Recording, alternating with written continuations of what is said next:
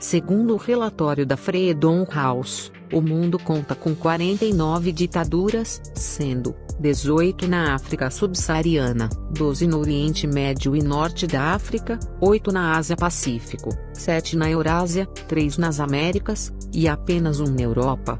Como pode ser visto no gráfico abaixo, para chegar nessa conclusão, a Freedom House utiliza uma combinação de dados fornecidas por governos, o .n.g.s, pesquisas, contato com locais etc., que ainda passam por uma análise feita por um conjunto de consultores e especialistas, com o intuito de ratificar os dados e, posteriormente, definir a situação do país analisado. Os principais tópicos observados são os referentes aos direitos políticos, como o processo eleitoral e o pluralismo político, por exemplo, e as liberdades civis, referentes a liberdades de expressão e crença, por exemplo. De forma geral, os países são considerados livres quando apresentam democracias consolidadas e liberdades civis asseguradas, como ocorre em países como a Suécia, Japão e Uruguai. Na categoria dos parcialmente livres é considerado estados que apresentam problemas de intervenção nas tomadas de decisões dos indivíduos, mas que ainda são garantidos processos básicos políticos, sendo que dessas pátrias podemos citar a Ucrânia, Bolívia e Nigéria. Por fim, os países considerados como ditaduras, ou não livres, são aqueles que apresentam eleições em processos não democráticos, ou nem existem eleições, assim como países em que atuam no controle das liberdades civis de seus cidadãos. Alguns exemplos de países assim são o Iraque, Vietnã e Venezuela. Cabe ressaltar que dentro das categorias existem diferenças entre os países. Por exemplo, a Suécia tem pontuação de 100, enquanto o Brasil conta com 75 pontos e os dois estão classificados como livres. Entretanto, antes de entrar em mais detalhes sobre as ditaduras existentes e as suas características, vamos apresentar o conceito e os principais tipos de ditaduras. O que é uma ditadura? Ditadura é uma forma de governo em que uma pessoa ou um pequeno grupo possui poder absoluto sem limitações constitucionais efetivas. O termo ditadura deriva do título latino de ditador, que na República Romana designava um magistrado temporário a quem eram conferidos poderes extraordinários para lidar com as crises do Estado. Algumas características gerais de ditadura são violência e controle intenso do Estado para com os cidadãos, censura e fim das liberdades civis, supressão e controle dos outros poderes, legislativo e judiciário, restrição na atuação da imprensa, não permissão de eleições democráticas. Basicamente, existem dois tipos de ditaduras comuns hoje, as militares e as socialistas. As ditaduras militares ocorrem quando as forças militares tomam o poder, normalmente com o uso de seu próprio arsenal bélico. O motivo para haver tantas ditaduras militares na história é justamente a força que tal segmento do Estado possui. Na época moderna, o primeiro ditador militar foi Napoleão Bonaparte quando se proclamou o primeiro cônsul da França. Após Napoleão, vieram vários ditadores, inclusive no Brasil. De 1964 até 1985, perdurou a conhecida ditadura militar brasileira. Esse período ficou caracterizado por ser um regime violento, controlador e antidemocrático. Diversos casos de violações de direitos humanos nesse período foram investigados posteriormente pela Comissão da Verdade, com o objetivo de esclarecer os fatos que acontecerem nesse momento da história brasileira. O segundo tipo de ditadura pode ser definido como as que se autodenominam socialistas. Essas ditaduras estão mais alinhadas com os discursos de esquerda, enquanto as ditas militares são mais caracterizadas com o pensamento de direita. Cabe ressaltar que a maioria dessas ditaduras socialistas foram controladas por pessoas associadas aos militares, como aconteceu com a União Soviética de Joseph Stalin, 1922 a 1953, e Cuba de Fidel Castro, 1959 a 2011. Assim como é comum em uma ditadura, esses regimes usaram de violência e controle estatal para que se mantivessem no poder. Todavia, a diferença entre uma ditadura militar e uma socialista é que no segundo caso os ditadores seguem os conceitos criados pela teoria marxista. Logo, dentro das características comuns nesses lugares estão a estatização da economia, divisão de terras e partido único. Como está o avanço democrático pelo mundo? O século XXI começou muito mais democrático do que o século XX, o qual ficou caracterizado pelo fracasso de regimes autoritários, como o nazismo e o comunismo. Assim, pode-se considerar que o final do século XX apresentou um boom democrático, especialmente após o fim da Guerra Fria em 1980, no qual os países foram de 32,2% vivendo em ditaduras, no ano de 1978, para o seu ápice democrático, em 2009, em que somente 24,2% dos países viviam nestas condições. Entretanto, regimes democráticos passaram a minguar após a crise de 2008 e a ascensão de potências mundiais em regimes ditatoriais, como a Rússia e a China. Em 2019, quando era projetado um menor nível de ditadores em nosso mundo, viu-se um aumento para 25,1% de países que não são livres, segundo a Freedom House. O infográfico abaixo mostra como os países vêm apresentando mais perdas democráticas nos últimos 14 anos do que ganhos, com base nas pontuações feitas pela Freedom House sobre as liberdades existentes em cada país. África subsaariana, a região do mundo que mais sofre com ditadores, mas que vem melhorando com o passar dos anos, é a África subsaariana, correspondente à parte situada ao sul do deserto do Saara, que pega países como Angola, Camarões, Nigéria e África do Sul. Nela residem ditadores bastante longevos que se utilizam da violência para se manter no poder. A disseminação de ditadores nessa região está bastante ligada com os reflexos negativos gerados pelo neocolonialismo.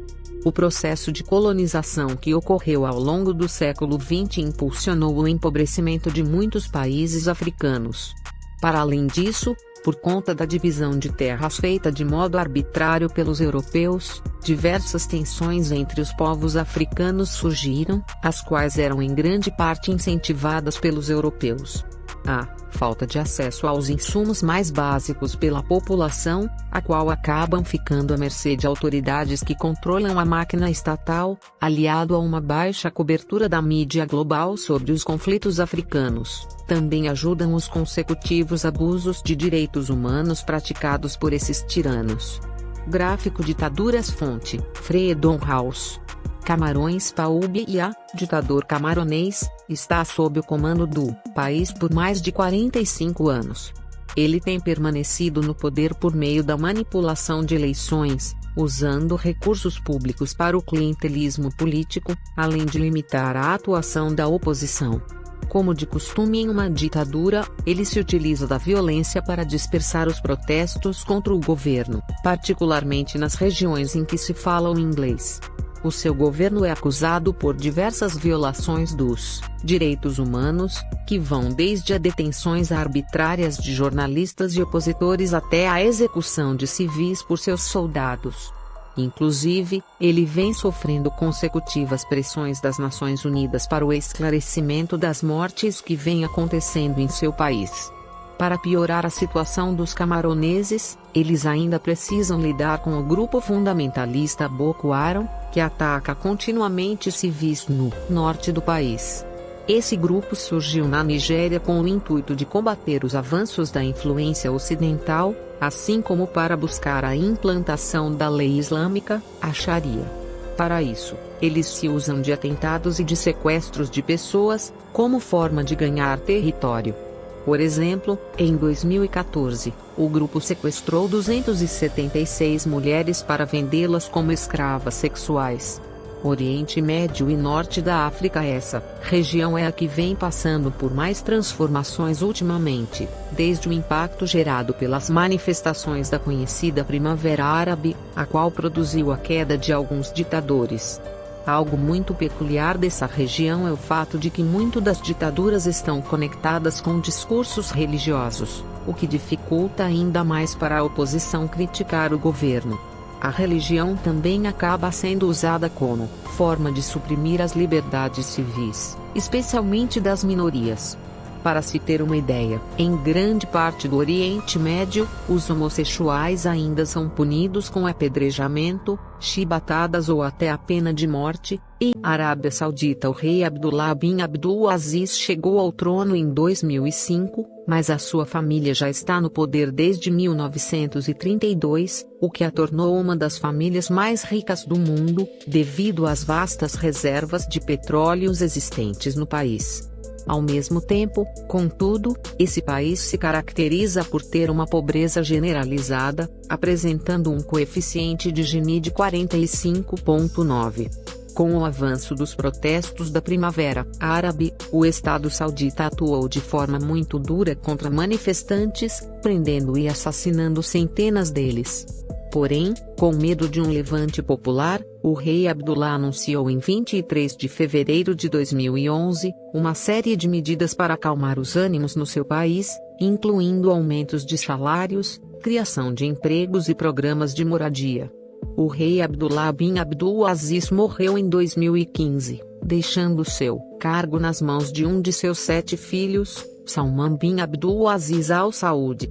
Ele é amplamente conhecido por ser conservador e sustentar visões tradicionais com relação a reformas políticas e mudanças sociais, e uma das suas principais iniciativas até então foi a intervenção saudita na Guerra Civil do Iêmen. Guga Chakra, mestre em Relações Internacionais pela Columbia University e jornalista da Globo News, expõe suas críticas ao regime saudita comandado por Salman bin mata crianças em bombardeios no Iêmen, apoia jihadistas na Síria, impõe apartheid contra mulheres e homossexuais, proíbe igrejas e sinagogas, mantém a mãe em cativeiro e adora entorpecentes. Outro ponto que vale a pena mencionar sobre a Arábia Saudita é que eles ainda conservam métodos de punições bastante medievais em seu sistema judiciário, como apedrejamentos e decapitações, por exemplo.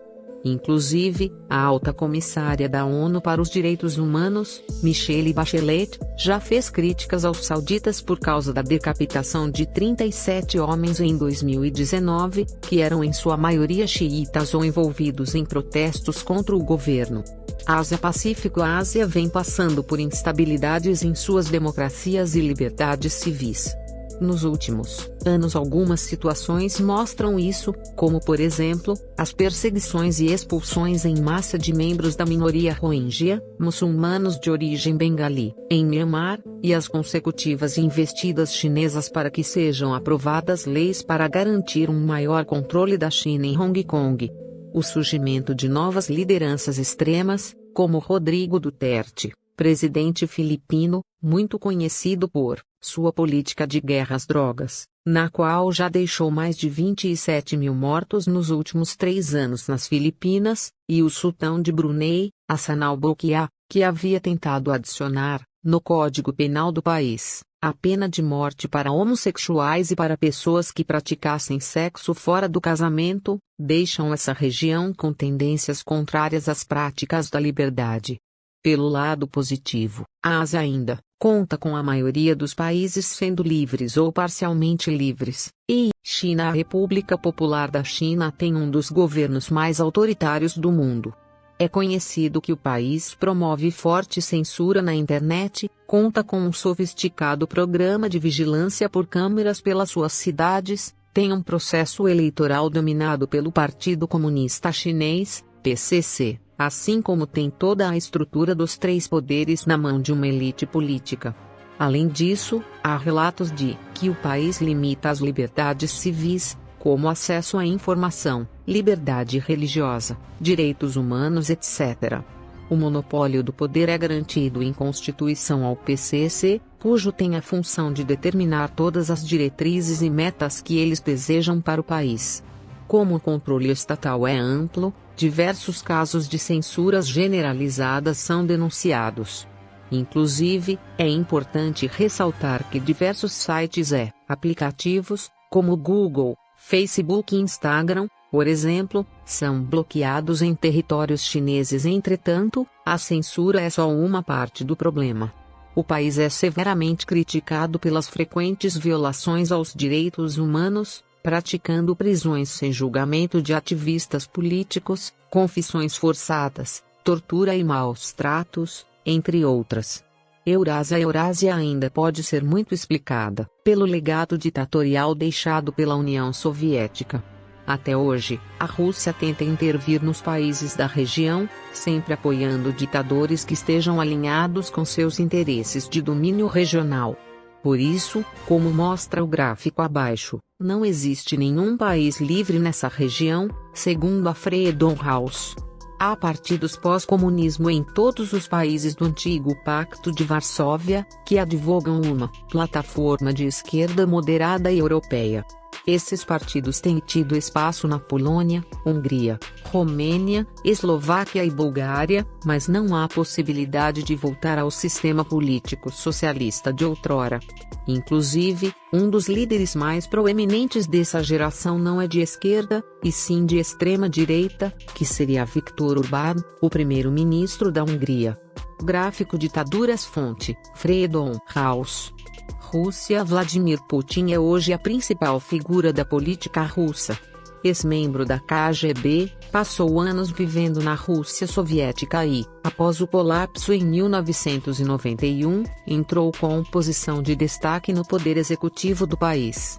Desde 2000, Putin não deixou de assumir cargos governamentais na Federação Russa, como presidente ou primeiro-ministro. Uma das marcas do governo Putin foi a concretização de um projeto que, ao mesmo tempo, apoiava o capitalismo empresarial e combatia as oligarquias russas que dominavam a produção nacional. Na política externa, houve ainda uma aproximação de ditaduras anti-americanas do Terceiro Mundo, como o caso do governo Assad na Síria e Maduro na Venezuela. Além disso, existe a situação com a Chechênia, que passou por um processo de dominação completa pelos russos em 1859, e desde então, ainda não conseguiu reivindicar a sua independência. O governo Putin está sendo marcado pelo aumento da corrupção, violência, supressão de liberdades civis e por escândalos de alto nível, como o assassinato não esclarecido dos opositores Anna Politkovskaya e Alexander Litvinenko. E Europa. Essa região conta com quase todos os países sendo livres ou parcialmente livres, com apenas um país caracterizado por um regime mais autoritário. Entretanto, essa referência democrática vem sendo colocado sob pressão nos últimos anos, especialmente pelos partidos que são taxados como ultranacionalistas. O avanço dos discursos de extrema-direita na Europa trazem consigo demandas como uma maior fiscalização para com a imigração, protecionismos econômicos e fortalecimento da identidade nacional. Vale ressaltar que em 2019 somente 3 parlamentos europeus não contavam com representantes da extrema-direita. Bielorrússia. Alexandre Lukashenko, conhecido como o último ditador da Europa, governa a Bielorrússia desde 1994, quando foi eleito presidente do país.